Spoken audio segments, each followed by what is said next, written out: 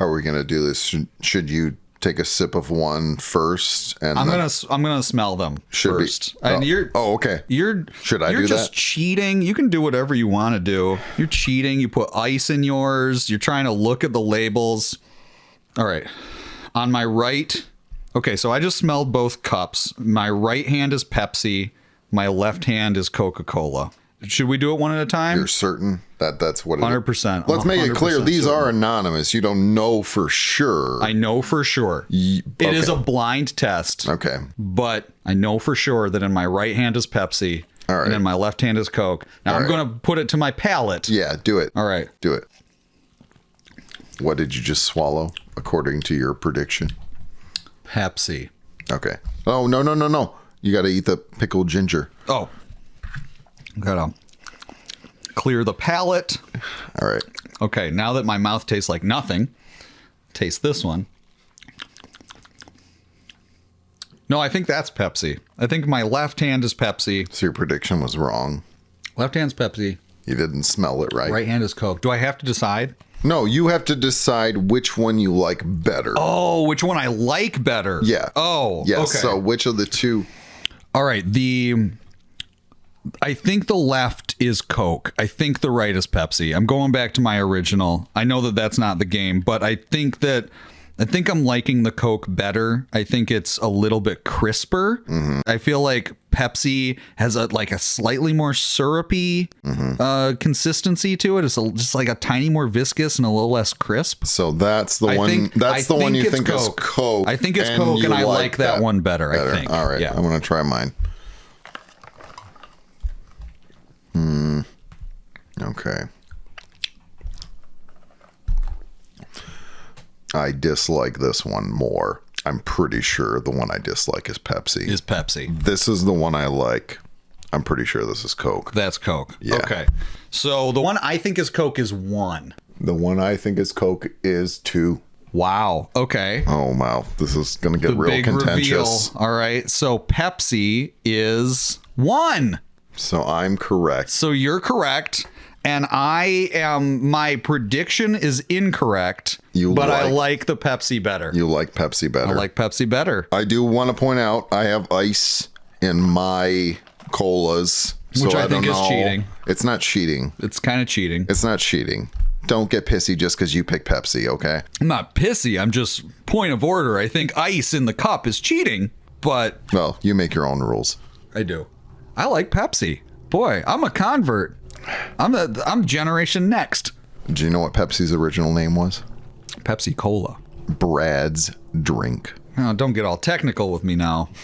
Who's Brad? I think that was the guy who made it. Oh, really? His name wasn't Pepsi? Yeah. The guy who made Coca-Cola was something Smith Pemberton. I met someone with the name of Pepsi once. Nice.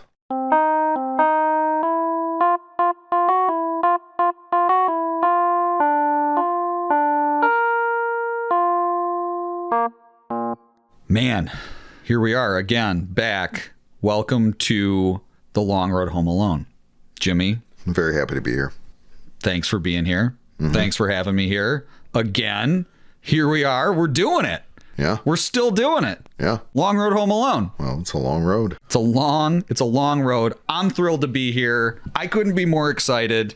I've been looking forward to this for days. Mm-hmm. So, yeah. Back on the radio. What are we talking about today? I think it's only prudent to talk about something really central to Home Alone. Mm-hmm. And I think you know what I'm going to say, and that is the character of Kate McCallister. Mom. Central. You can't have Home Alone without Kate. You just can't. Try it. Yeah. Try it. I'll straight up say Kate is the co-star of this film. Like, if the film, honestly, I feel like it's about Kate and Kevin, you know? Like, it's both of their stories intertwined. When we're not with Kevin or the Wet Bandits, we're with Kate. Yes, and her struggle to get home. We have talked about the heart of the film before within the context of Marley, that they felt that they needed to inject a little more heart into the film. Mm-hmm. But I would posit that the real heart of the film is Kate and a mother's love. Yeah. Yeah. I wanted to point out that I don't know if this is the appropriate place for this, but I had read that Columbus only approached Catherine O'Hara about this after he had secured Macaulay Culkin, Joe Pesci, and Daniel Stern. Wow. I don't know how true this is. I had just read it. I didn't read it as like a quote from Chris Columbus, but this is what's going around. And the reason was he wanted to ensure that he had a really solid cast before he approached, how this put it, some of his heroes. Mm-hmm. Catherine O'Hara and John Hurd being those heroes. Wow. And in particular, he was a huge fan of Catherine O'Hara on SCTV. So as a comedian... Second City TV. Second City TV. That's the show from Canada. Not to be confused with Second City in Chicago, which is that's a comedy club, which is that's the origin. So Chicago is the quote unquote Second City. That's the origin of Second City, the comedy and improv troupe. But then there was a branch of it in Toronto that started maybe in the 70s or something like that. Yeah. And it's that branch that developed in its own right into its own powerhouse. And then they were the ones who originally made SCTV, which is a long running comedy show. Oh, and like there are so many celebrities that got their start on that. Eugene Levy, Catherine O'Hara was one of them. John Candy, Harold Ramis. Yeah. Rick Moranis? Did he? Rick Moranis was involved. I don't know if he... I don't know if he was ever on the cast. Was Dave Thomas. Was Dave Thomas? Dave Thomas was, Anyway. Okay. Catherine O'Hara. So anyway, I just thought it was interesting to point that out, that apparently Chris Columbus was is a huge Catherine O'Hara fan and wasn't confident about approaching her about doing this little movie until he knew he had some real solid cast in it already. That's strange that you say that he didn't approach her until after Daniel Stern was on board too, because Daniel Stern initially turned the role down. Right. So that's pretty late. Like I say, it could be a myth. I don't know that the source that I read this on was super reliable, but it's interesting nonetheless. And if it's true, it's also interesting because Catherine O'Hara is such a talented comedian, because she's not outwardly a super humorous character. I mean, she's playing this tightly wound, fairly humorless personality. I feel like when Kate is funny, it's when she's being severe with other people, you know, when she's dealing with people in Scranton or totally. The fact that you have a comedian who has really good comedic instincts and timing playing this character really goes a long way in its subtlety. Yeah, I think her chops really shine once her character is stressing out. The first scene that we're really introduced to any of the characters. So you have the actual first scene with characters is Joe Pesci trying to get attention from anybody running by him in the house. But the first scene where real dialogue is spoken is between Kate McCallister and Kevin. Kevin walks in the room while Kate's on the phone with her friend talking about how the dog went to the kennel, which is why we have a doggy door in the back of the house. And basically Kate's just trying to maintain this conversation while Kevin's interrupting her. And she even says, "Kevin, I'm on the phone." And then he just keeps agitating her. "Hang up the phone and make me, why don't you?" And I feel like she's relatively patient with him or whatever. But then Peter walks in and then we learn about Kevin playing with the paint gun in the garage again. The glue gun. The glue gun. The glue gun. Paint gun would be something though. With his new fish hooks that he was planning to use with Jack Murphy when they went fishing later. Well, you can't use old fish hooks with dried worm guts. But Peter can when he goes fishing. Yeah. How am I supposed to shave in France? Grow a goatee. Like, have you never heard of just a razor? You don't have an electric razor, so you can't just buy a regular disposable. I mean, they sell those at the airport. That is a super 1990 late 80s, early 90s thing to be like, oh, now that we've got the electric razor, there's no going back. It's gadgety too, in a way where like Peter has the thing that lights the charcoal briquettes. Yeah. That's so gimmicky. You don't need that. I think this is where Peter is at. He's like, I can't possibly shave without my electric razor. I don't want a new family. I don't want any family. Families suck. Just stay up there. I don't want to see you again for the rest of the night. I don't want to see you again for the rest of my whole life. And I don't want to see anybody else either. I hope you don't mean that. You'd feel pretty sad if you woke up tomorrow morning and you didn't have a family. There are 15 people in this house, and you're the only one who has to make trouble. Pretty harsh. Yeah, it is. I feel like a lot of harsh words are spoken in that conversation on the attic steps. Kevin says some really hurtful things, which, you know, he's a kid who's really agitated, and he's so fed up with his family at this point that, yeah, he's just become unhinged, and I don't want to see you again for the rest of my whole life, and I don't want to see anyone else either. Yeah. So he says some stuff that's hard to take back, even when you're a kid. Yeah. I will point out that Kate almost meets him where he's at. She does seem a little hurt when she says, I hope you don't mean that. But she sort of enables him to go that far because he does say, everyone in this family hates me. And she doesn't deny it. No, she says... She doesn't say that's ridiculous. No, it's... She says, well, then maybe you should ask Santa for a new family, which is just sort of a baiting line. It is. Yeah, I do feel like it's a little like harsh to say. I feel like Kate's mindset at the time, though, is that Kevin is just being dramatic. You know, everyone in this family hates me. Kevin has said this dozens of times before. Right. And so she says, all right, fine. Well, maybe you should ask Santa for a new family. Right. So what about this scene on the stairs do you think, other than the obvious, like thematically, what else do you think this sets into motion? This is where the fantasy of Home Alone begins, because this is where Kevin brings it into his mind. I'm tired of my family. I don't want to see them again.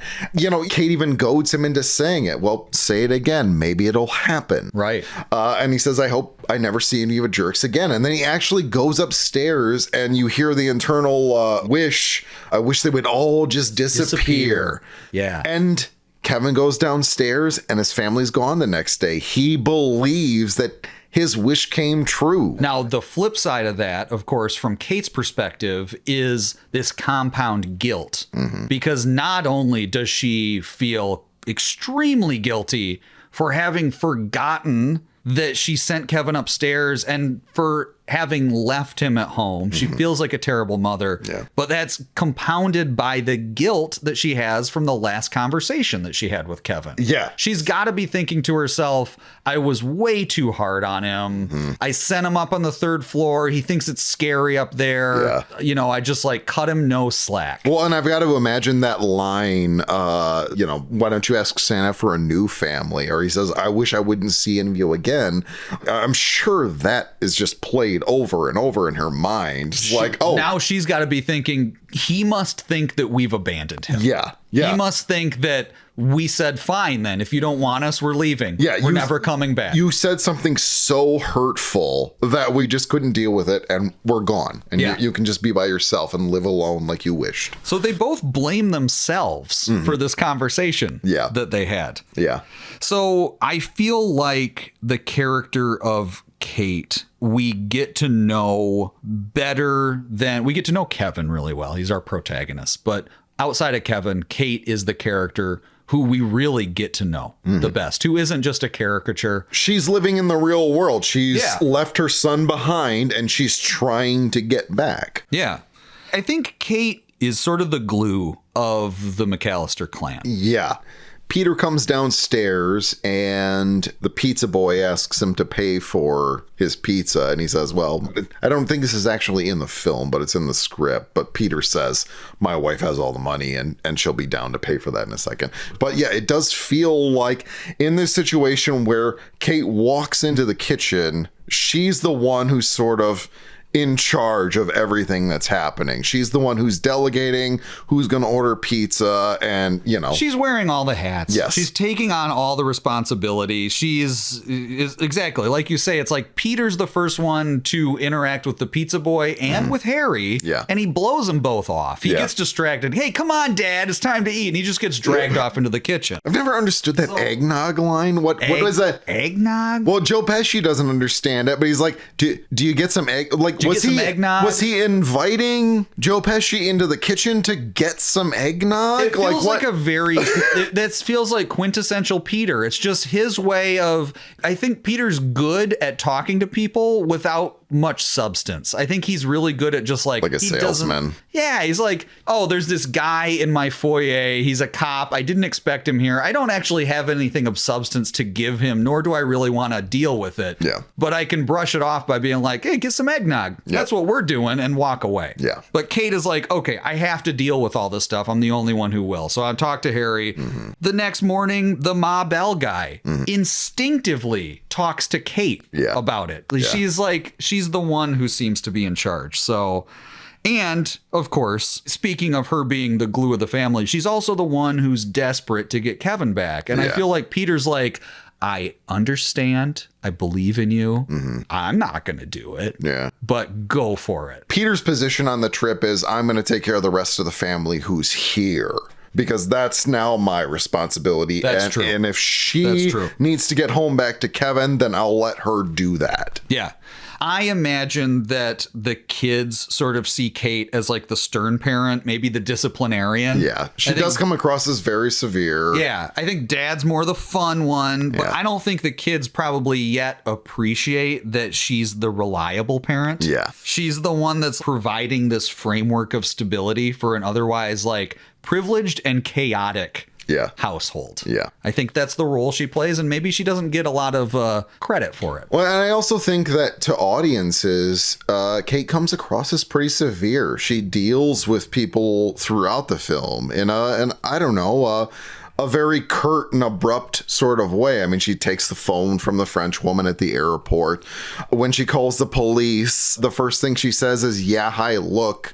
That's just not the way you address people if you're like actually trying to get help from them. I love that line because she says it twice, too. Yeah. That's like her go-to line. And it's funny, too. Yeah. It's funny. We want to see that Kate is like this. Yes. But also, were I in her situation, I'd be acting the same way. Yeah. And then I think like no pleasantries. Like, I have important things to do. It really comes to a head in Scranton, where she's kind of at her worst, but she even explains it. I am tired. I'm dirty.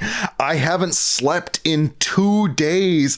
I need to get back to my son. And like, I don't know. I've been in those situations, not needing to get back to my son, but I've been in those situations. Son will be fine without you are really just at your wit's end, even from just sleep deprivation. But on top of that, Kate also has to worry that her son is home alone. What does he think about this? He's spending days, and he's going to remember this for the rest of his life.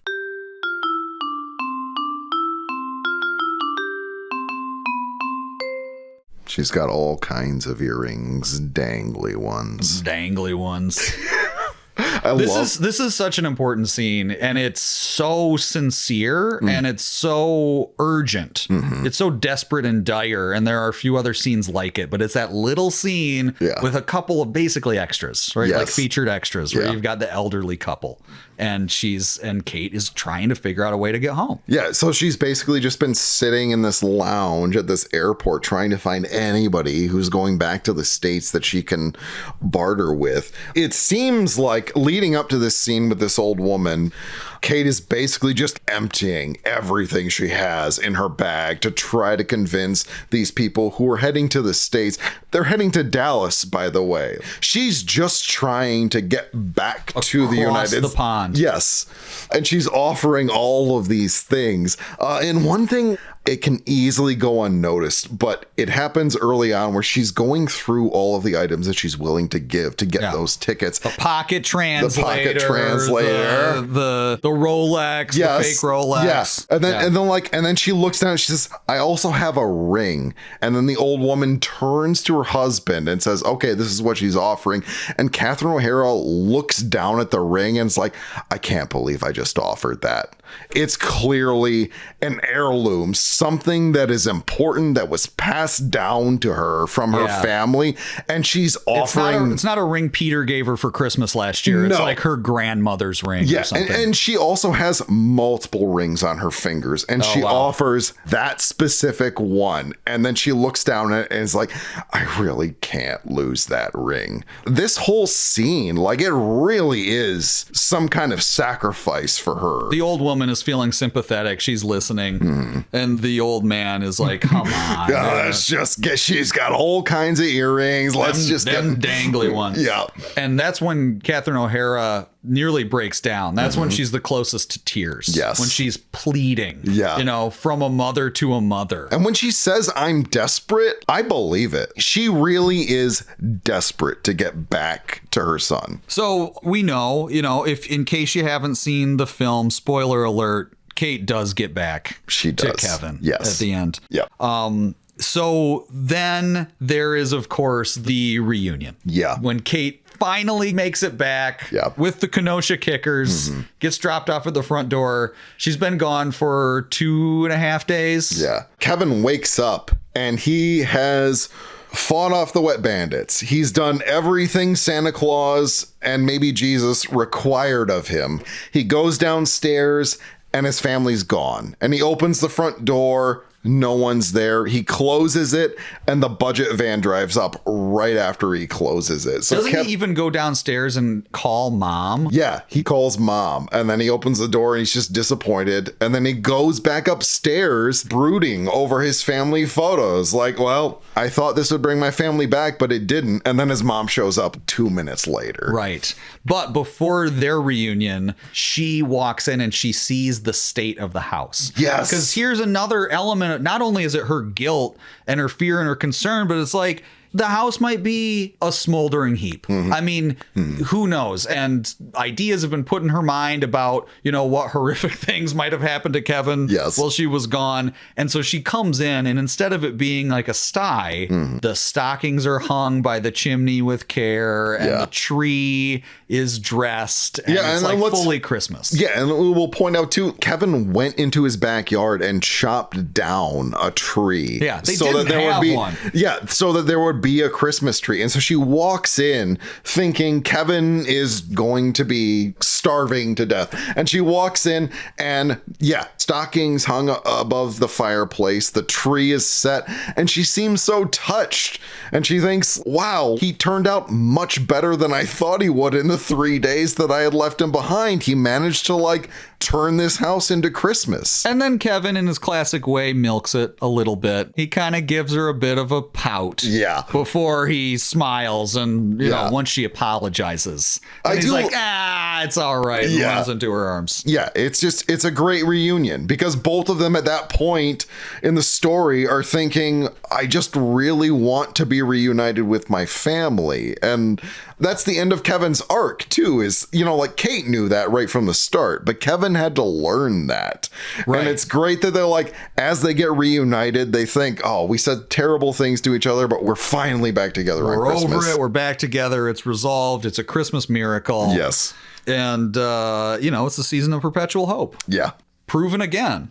So something that doesn't really make much sense to me, towards the beginning of the film, Kate walks into the kitchen and says, I hope you're all drinking milk. I want to get rid of it. And then she opens the refrigerator and there are 3 unopened gallons of milk in the refrigerator. Could have planned a little better. When did you go grocery shopping? Yesterday? Yeah. Okay. I know you've got a big family, but why do you have that much new milk in the refrigerator? You're going to Paris. The first thing she says when her family returns is somebody's got to go shopping. We don't even have milk here. Because they drank all of it. They drank 3 gallons of milk. There was plenty of Pepsi on the table.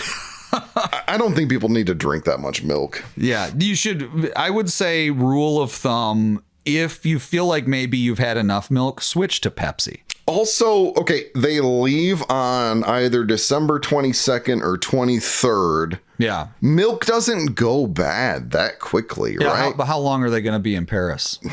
That's never actually established. Yeah, maybe they're going to be there for 6 months. I don't know. It could be, yeah. Yeah, that milk's going to go bad.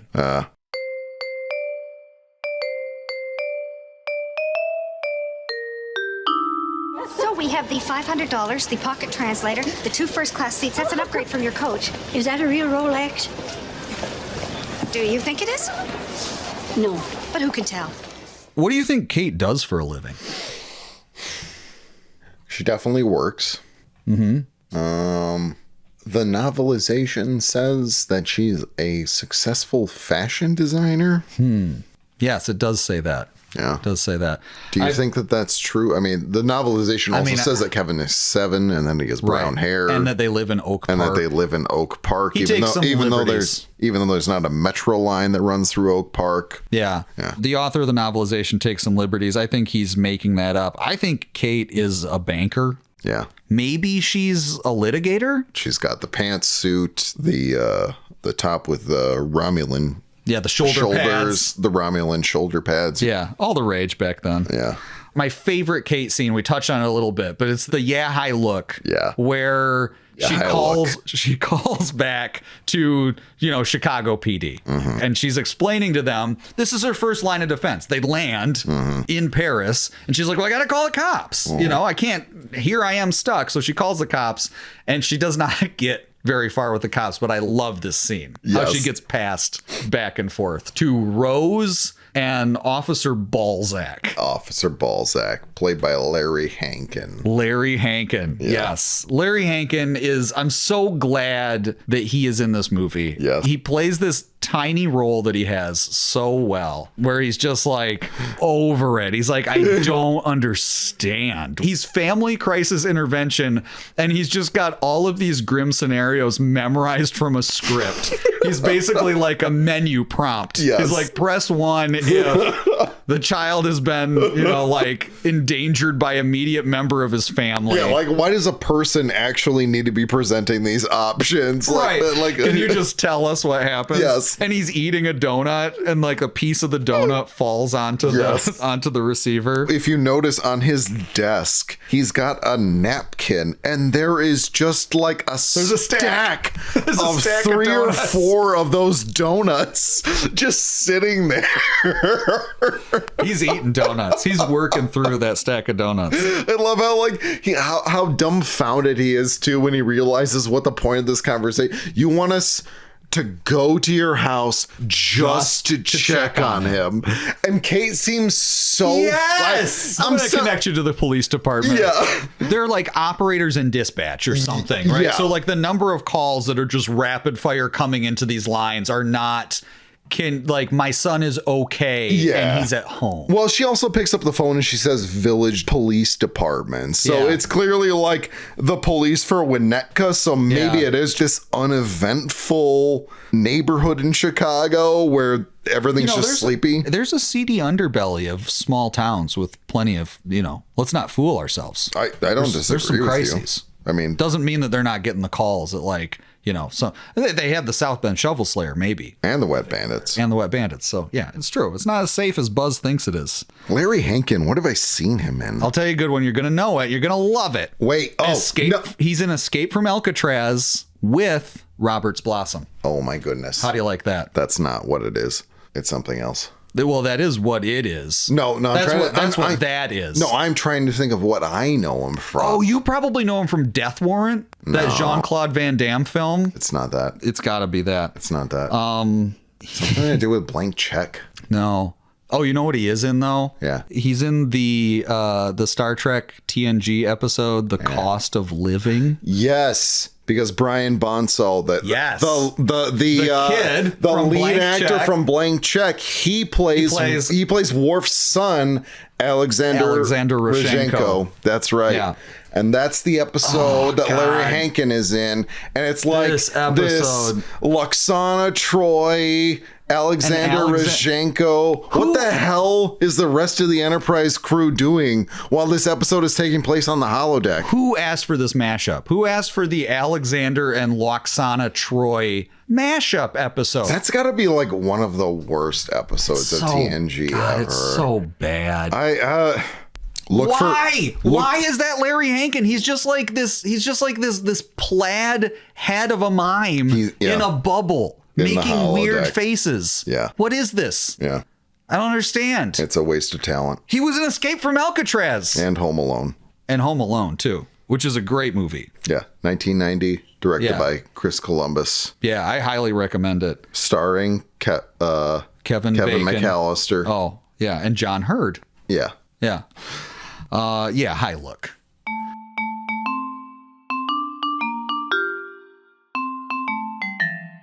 Can I ask you a question? Of course. Do you think Kate McCallister is a good mother. Yeah. Totally. Me too. Yeah. Is she flawed? Yeah. But that's what makes great characters. In film and television and literature, you see it time and again. Did you ever read Don Quixote? No. Flawed character. Great character. You don't want perfect characters. No. And you can take that one to the bank. You want people who look at windmills. Yeah, you want them to tilt at them, if not look at them. I feel like Kate often gets the short end of the stick. A lot of people think, like, how could a mother forget her son at home? And the film creates a pretty realistic situation, in which case a good mother actually could forget her son at home. And then she tries to make it right, and she spends the entire film doing that. Yeah. I think, the amount of important topics that we've covered are many. But I feel like this is pretty paramount. Kate's journey really feels ultimately like where there's the most to learn. Even her acceptance of the ride in a budget van with a bunch of polka guys. I mean, that's an uncomfortable situation for anyone to be in, you know? You meet this person and they introduce themselves as the polka king of the Midwest. They clearly think of themselves as a celebrity in a world where they're not a celebrity, and she has to spend the next 12 hours in the back of a budget van with that person. Yeah, a windowless budget van. Yes, listening to a bunch of polka bums.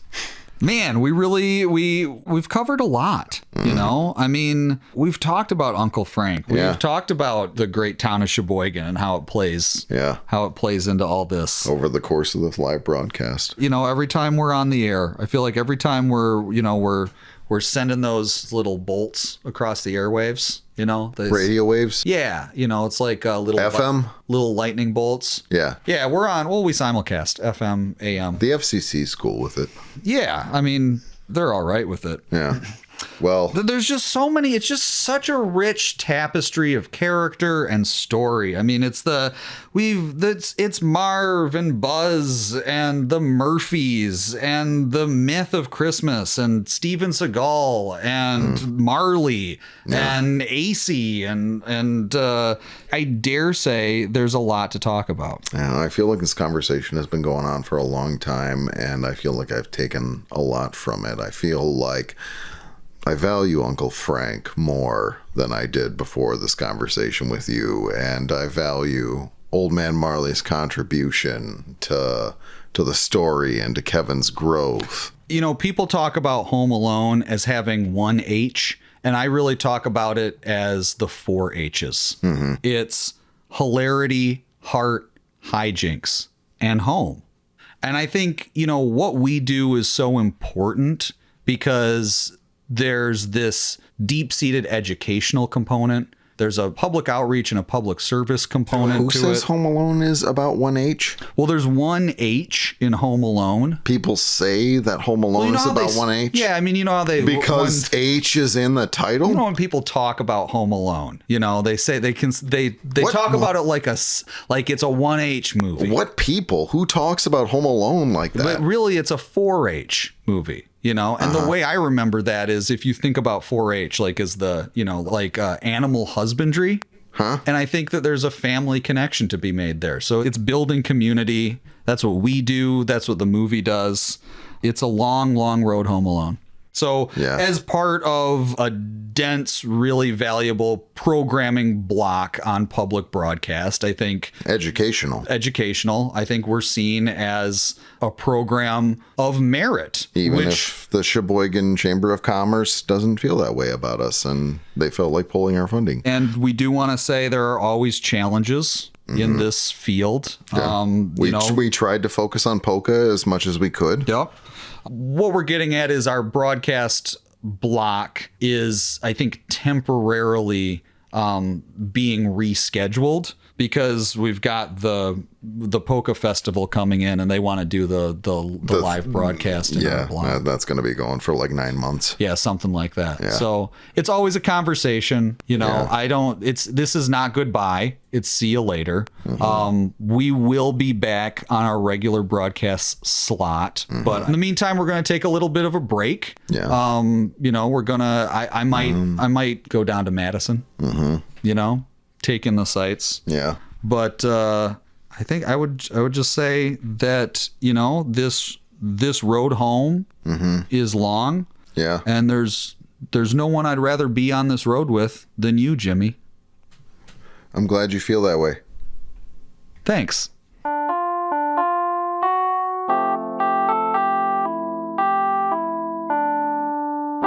The Long Road Home Alone is broadcast live from Sheboygan, Wisconsin. It's hosted by Jimmy Dantes and Joey Z and produced by Pat Muldoon. Until next time, eat junk and listen to rubbish.